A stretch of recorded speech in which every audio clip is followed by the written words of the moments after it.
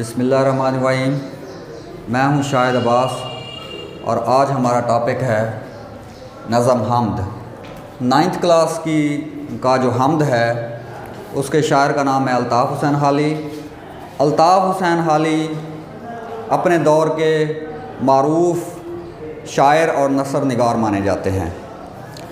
جو اردو کی رزمیہ اور ملی شاعری ہے اس میں الطاف حسین حالی کا ایک بہت بڑا نام ہے۔ جدید شاعری میں انہیں اولیت کا درجہ حاصل ہے۔ مولانا الطاف حسین حالی 1837 میں پانی پت میں پیدا ہوئے جو کہ ہندوستان کا ایک شہر ہے، اور 1914 میں آپ نے وفات پائی۔ بے شمار مشہور تصانیف الطاف حسین حالی نے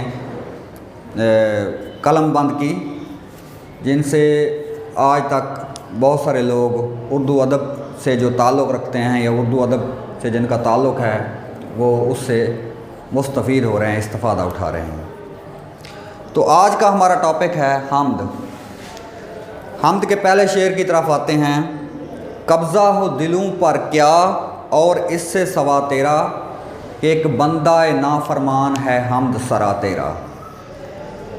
شاعر یہاں پر اللہ تعالیٰ کی تعریف کو حمد، پہلے تو حمد کیا ہے؟ حمد ایسی نظم کو کہتے ہیں جس میں اللہ تعالیٰ کی تعریف بیان کی جائے۔ حمد میں جتنے بھی اشعار ہوں گے اس تمام اشعار کا مرکزی خیال تقریباً آپس میں ملتا جلتا ہوگا، جس میں تمام اشعار جو ہوں گے وہ اللہ تعالیٰ کی تعریف میں ہوں گے، اللہ تعالیٰ کی تعریف کو بیان کر رہے ہوں گے۔ تمام جتنے بھی اشعار ہیں ان کا مرکزی خیال سمری تقریباً ایک جیسی ہوتی ہے۔ مختلف شعر جو ہیں ان میں اللہ تعالیٰ کی مختلف صفات کا ذکر کیا جاتا ہے۔ تو پہلا شعر ہے قبضے کے حوالے سے کہ اللہ تعالیٰ کا ہمارے دلوں پر قبضہ ہے۔ اللہ تعالیٰ کا ہمارے دلوں پر قبضہ ہے۔ قبضہ ہو دلوں پر کیا اور اس سے سوا تیرا، کہ ایک بندہ نافرمان ہے حمد سرا تیرا، کہ اے اللہ پاک تیری قبضہ قدرت میں پوری مخلوق ہے، پوری کائنات ہے اور ذرے ذرے پر، کائنات کے ذرے ذرے پر تیری حکومت ہے، تیری حکمرانی ہے۔ جس طرح کائنات کے ہر ذرے ذرے پر تیری حکمرانی ہے، اسی طرح انسانی دلوں پر بھی اللہ تعالیٰ کی حکمرانی ہے۔ انسانی دل جو ہے وہ اللہ تعالیٰ کی حکمت سے، اللہ تعالیٰ کے قبضہ قدرت سے باہر نہیں۔ اس کا ثبوت یہ ہے کہ ایک جو نافرمان بندہ ہوتا ہے، کہ ایک بندہ نافرمان ہے حمد سرا تیرا، کہ ایک نافرمان جو شخص ہوتا ہے، جو گمراہ ہوتا ہے، جو گناہوں میں بھٹک چکا ہوتا ہے، وہ بھی اللہ تعالیٰ کی تعریف کو بیان کر رہا ہوتا ہے، وہ بھی اللہ تعالیٰ کی حمد و ثنا کرتا ہے۔ دنیا و مافیا کی کوئی ایسی چیز نہیں جو اللہ تعالیٰ کی حکمت سے باہر ہو، اللہ تعالیٰ کے قبضہ قدرت سے باہر ہو۔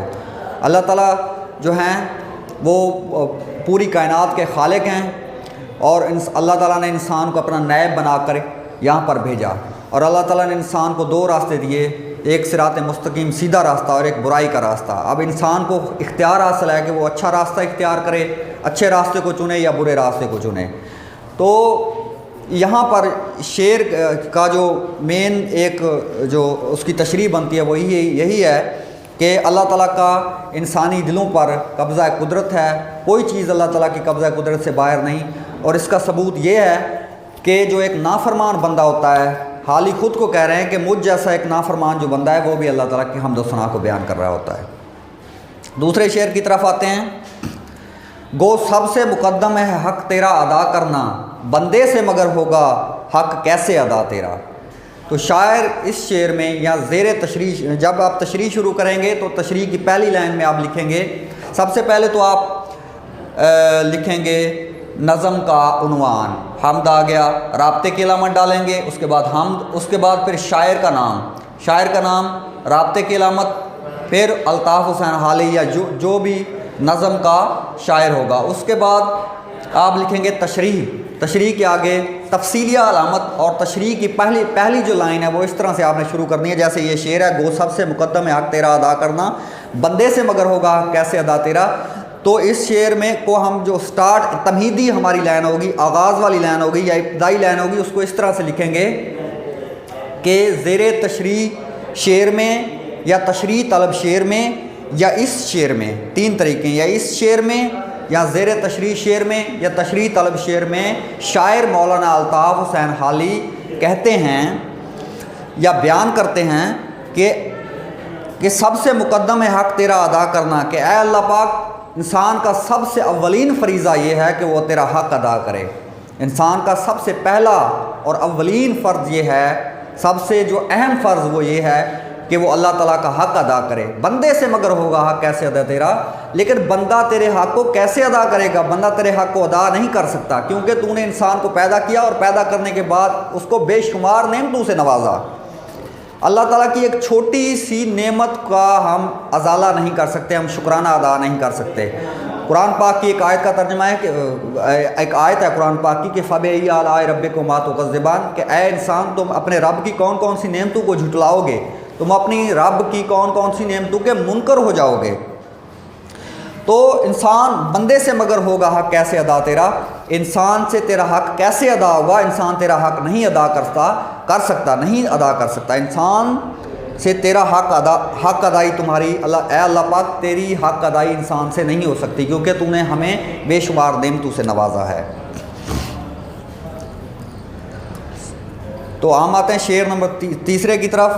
محرم بھی ہے ایسا ہی کہ جیسا ہے نامحرم، محرم بھی ہے ایسا ہی جیسا کہ ہے نامحرم، کچھ کہہ نہ سکا جس پہ یہاں بید کھلا تیرا۔ یعنی کہ محرم سے مراد ہے جاننے والا یا آشنا، اور نامحرم سے مراد نہ جاننے والا یا نا آشنا۔ تو دونوں جاننے والا اور نہ جاننے والا، یعنی آشنا اور نا آشنا، دونوں اللہ تعالیٰ کہ دونوں ایک جیسے ہیں۔ جاننے والا اور نہ جاننے والا، یعنی کہ آشنا اور نا آشنا دونوں ایک جیسے ہیں۔ جس پر اللہ تعالیٰ کا بھید کھل جاتا ہے، جو اللہ تعالیٰ کی معرفت کو حاصل کر لیتا ہے، جس سے اللہ تعالیٰ کی محبت نصیب ہو جاتی ہے، جس دل میں اللہ تعالیٰ کی محبت ہوتی ہے، وہ شخص تو ویسے ہی دنیا و مافیا سے بے خبر ہو جاتا ہے۔ وہ دنیا و مافیا سے بے خبر ہو کے صرف اللہ تعالیٰ کی اطاعت میں مصروف ہو جاتا ہے۔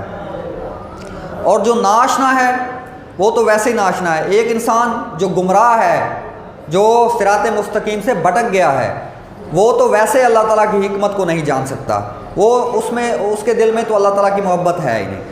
لیکن جس دل میں اللہ تعالیٰ کی محبت ہے، یا جو اللہ تعالیٰ کی محبت کو حاصل کر لیتا ہے، وہ شخص دونوں ایک جیسے ہیں، کیونکہ جو شخص اللہ تعالیٰ کی محبت کو حاصل کر لیتا ہے وہ دنیا و مافیا کی ہر چیز سے بے خبر ہو کر اطاعت الہی میں مصروف ہو جاتا ہے، تو وہ بھی کچھ نہیں کہہ سکتا، اللہ تعالیٰ کے راز کو بیان نہیں کر سکتا۔ آتے ہیں شعر نمبر 4 کی طرف۔ جچتا نہیں نظروں میں خلعت سلطانی، کملی میں مگن اپنی رہتا ہے گدا تیرا۔ جچتا نہیں نظروں میں یہاں خلعت سلطانی، خلعت سلطانی کہتے ہیں شاہی لباس کو، بادشاہ جو لباس پہنتے ہیں اس کو خلعت سلطانی کہتے ہیں۔ کملی میں مگن، کملی کہتے ہیں ایک فقیر جو اپنے کندھے پر چادر ایک ادنا سا کپڑا رکھتا ہے، اس کو کہتے ہیں کملی۔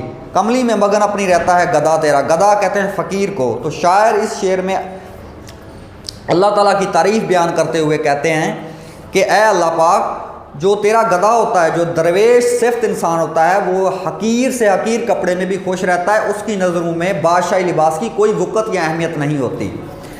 یعنی کہ جو شخص تیری محبت کو حاصل کر لیتا ہے، جو تیرے راز کو پا لیتا ہے،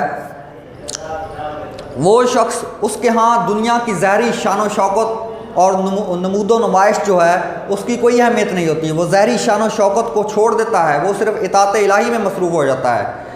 وہ اس کی نظروں میں دنیا کی مال و دولت کی کوئی اہمیت نہیں ہوتی، وہ صرف اپنی آخرت کو سنوارنے پر لگ جاتا ہے۔ جس طرح میر تقی میر نے ایک شعر لکھا تھا کہ چشمے دل کھول اس بھی عالم پر، یہاں کی اوقات ایک خواب کی سی ہے۔ یہاں یعنی کہ دنیا کی جو اوقات ہے، دنیا کی جو ظاہری نمود و نمائش ہے، یا دنیا کی جو ظاہری شان و شوکت ہے، یہ ایک خواب ہے، یہ مختصر سی زندگی ہے۔ یہاں پر ہم نے اس نمود و نمائش کے پیچھے ہم نے نہیں پڑھنا، یا ہم نے ظاہری شان و شوکت کے پیچھے نہیں پڑھنا، ہم نے آخرت کی فکر کرنی ہے۔ چشمے دل کھولنا ہے ہمیں آخرت کے لیے، ہمیں سوچنا چاہیے کہ ہمیں آخرت کے لیے ہم نے کیا اعمال کیے ہیں۔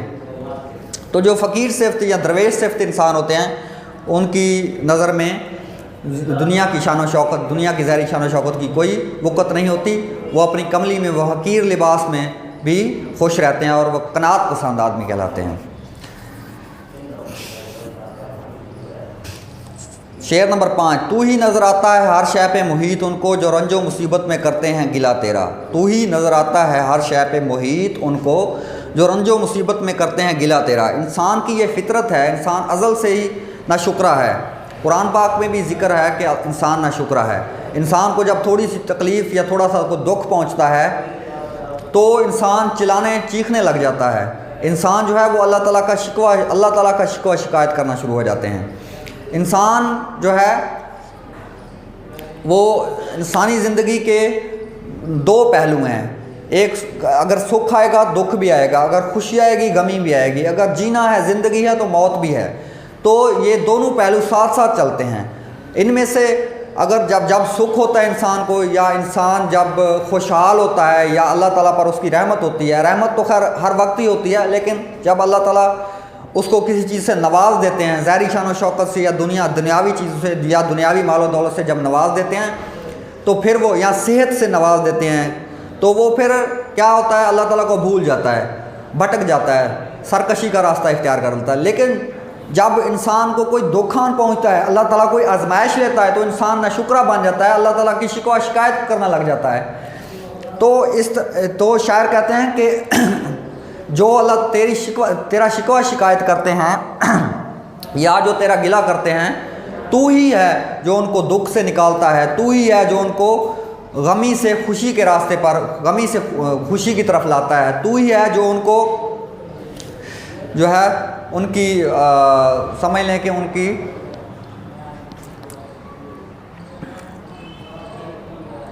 उनको एक गुमराह रास्ते से अच्छे सिराते मुस्तकीम पर लाता है। तो तू ही हर शय पर मुहीत है, तू उनको हर शय पर मुहीत नज़र आता है जो इंसान किसी गम में, किसी दुख में, किसी आजमाइश में या अल्लाह पाक तेरा शिकवा शिकायत करता है या तेरा गिला करता है, जो इंसान तू ही उसको गम से निकालता है, तू ही उसको खुशी से नवाजता है। जी, शेर नंबर 6, आफाक में फैलेगी कब तक ना महक तेरी, घर घर लिए फिरती है पैगाम सबा तेरा। आफाक कहते हैं दुनिया को, आफाक में फैलेगी कब तक ना महक तेरी, घर घर लिए फिरती है पैगाम सबा तेरा। सबा कहते हैं सुबह के चलने वाली ठंडी हवा को।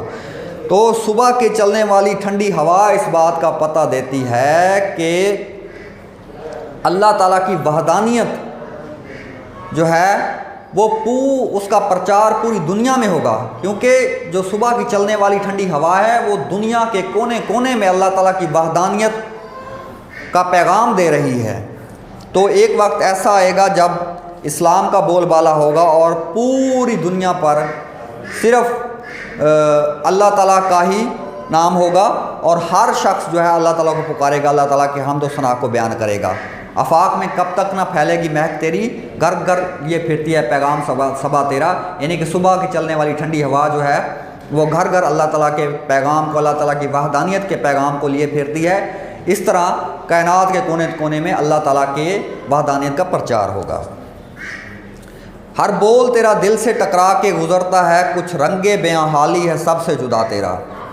हर बोल तेरा दिल से टकरा के गुज़रता है, कुछ रंगे बेयां हाली है सबसे जुदा तेरा।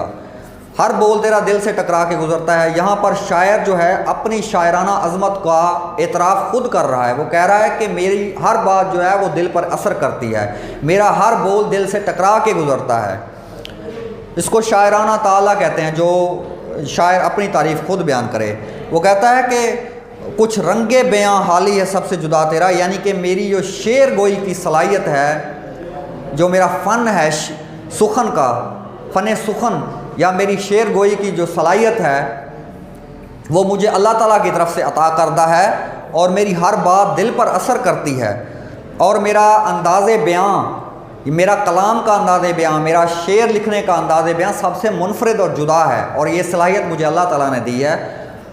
और मेरी जो है शायरी वो सबसे मुनफरिद है और एक अलग मकाम रखती है। और मेरी हर बात जो है, जैसे एक शेर है कि हर बात जो दिल से निकलती है असर रखती है, पर नहीं रखती ताकत परवाज़ मगर रखती है। तो यहाँ पर शायर अपनी शायराना अज़मत का जो है वो इजहार कर रहे हैं। ये था आज का हमारा टॉपिक। اگلے ٹاپک کے لیے ہم پھر حاضر ہوں گے. آج کے لیے اتنا ہی کافی ہے.